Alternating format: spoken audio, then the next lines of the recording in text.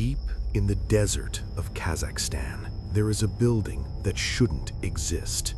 It's a concrete cathedral so vast it could swallow a skyscraper. And inside, resting in the eternal dust, are two giants.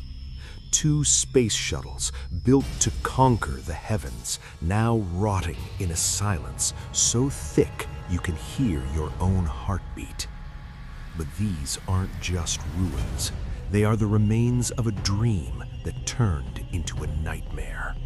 We've all been told the official history of the space race. We know the names of the heroes, but history is written by the survivors. Hidden beneath the rust and the peeling lead paint of abandoned Soviet complexes are the stories they tried to burn. Stories of lost cosmonauts whose final terrified heartbeats were caught by radio operators in Italy. Stories of secret cities that weren't on any map where scientists disappeared into the earth. And most chillingly, the secret of why these billion-dollar facilities were suddenly welded shut and left to the ghosts.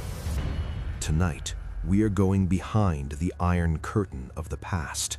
We are uncovering the human cost of the cosmos.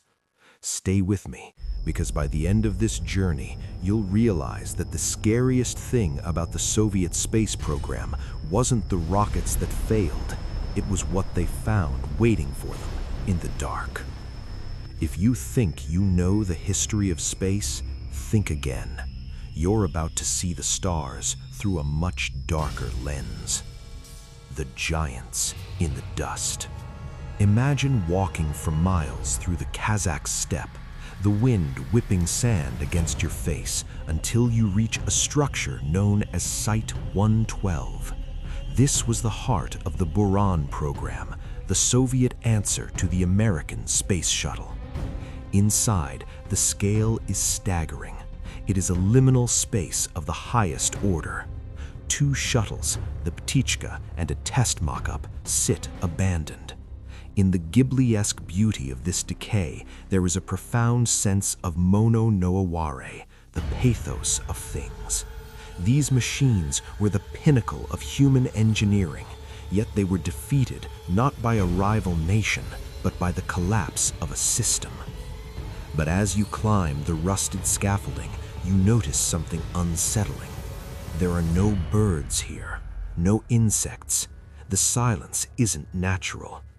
Urban explorers who have spent the night inside these shuttles report hearing a rhythmic tapping from the cockpit glass, a sound like someone or something trying to get out. The Buran never flew a crew. It made one perfect automated flight and then was mothballed. Why?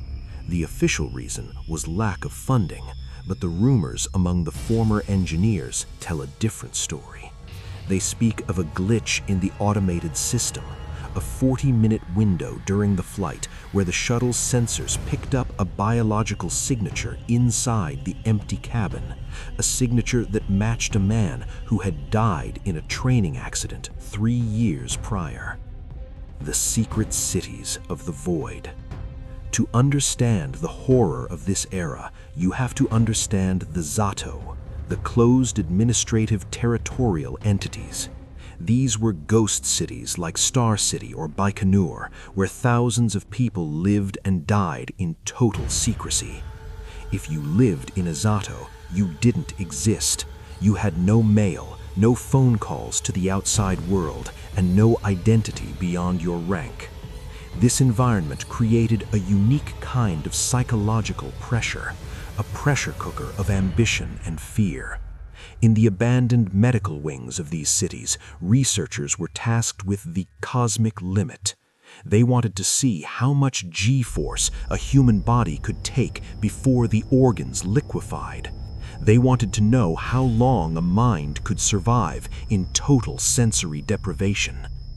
Deep in the basements of the Moscow Aviation Institute, there are sensory deprivation tanks that haven't been opened since 1984.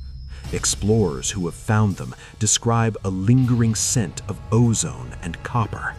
The walls are covered with frantic, scratched calculations that don't look like math, they look like a language.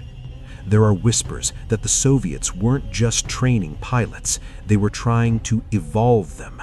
They were looking for a way to bridge the gap between human biology and the cold, radiation-soaked vacuum of space. And some say they succeeded, but the result wasn't human anymore. The ghost signals of the Cold War. In 1961, two brothers in Italy, the Giudica Cordiglia brothers, set up an amateur radio station to listen to the space race. What they recorded is the stuff of nightmares. They captured a series of transmissions that the Soviet Union denied ever happened. One recording features a woman's voice, calm at first, then dissolving into a blood-curdling scream as she describes the flames getting closer and asking, "Is it going to explode?"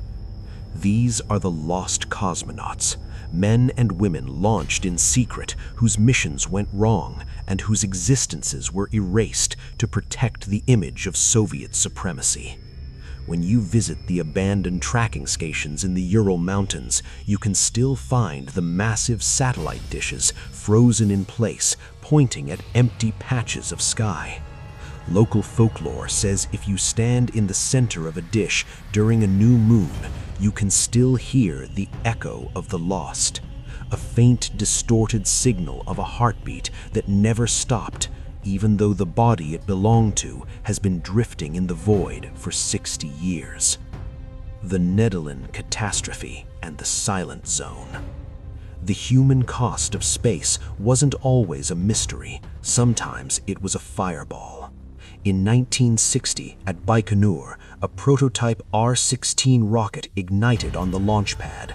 100 people, including the head of the Strategic Rocket Forces, Marshal Nedelin, were vaporized instantly. The horror was so great that the government kept it a state secret for 30 years. The site of the explosion is now a silent zone. The concrete is still scorched black, a permanent shadow of the men who stood there. People who visit the site report a feeling of heavy air, a crushing sensation of grief that forces you to your knees. There is a story of a lone watchman who stayed at the site for years after the disaster. He claimed that every October 24th, the anniversary of the fire, the launch pad would reset. He would see the ghosts of the engineers glowing with a soft blue Cherenkov light, calmly walking back to their stations to finish a countdown that ended in their deaths. The Boetes Void and the final signal. As the Soviet Union began to crumble, their space exploration took a dark turn. They stopped looking at the Moon and Mars and started looking at the empty places. The Boetes Void, a region of space with almost no galaxies. At an abandoned deep space tracking facility in Ukraine, explorers found a final logbook dated December 1991. The last entry isn't about politics or the collapse of the government. It's a single sentence. We found the frequency of the silence. What does that mean? Some believe the Soviets found a signal coming from the void that suggested space wasn't empty, but occupied by something that didn't want to be found. The facility was abandoned so quickly that teacups were still full on the desks. The heavy steel vault that held the data tapes was welded shut from the inside. When researchers finally broke in years later, the tapes were gone. All that was left was a single photograph of the Earth taken from a distance that no Soviet craft was ever supposed to have reached. The final warning. The Soviet space program didn't die because they ran out of money. They died because they looked too deep into the dark, and the dark looked back. Today, the hangars are still there. The Buran shuttles are still rotting. The concrete giants are slowly being reclaimed by the desert. But these ruins serve a warning to all of us. We are so desperate to leave this planet, to find something out there to validate our existence. But the abandoned complexes of the USSR show us the price of that curiosity. They show us that the stars don't care about our ideologies, our empires, or our lives. When we reach for the heavens, we leave a trail of ghosts behind us. And sometimes, those ghosts are the only thing that survives. Next time you look up at a clear night sky, don't just look for the stars. Look at the black spaces between them. That's where the lost cosmonauts are. That's where the lost frequency lives. And that's where the dream of a fallen empire is still drifting, waiting for someone to listen. Would you go? If you knew your name would be erased, but you could touch the stars, would you take the seat in the cockpit?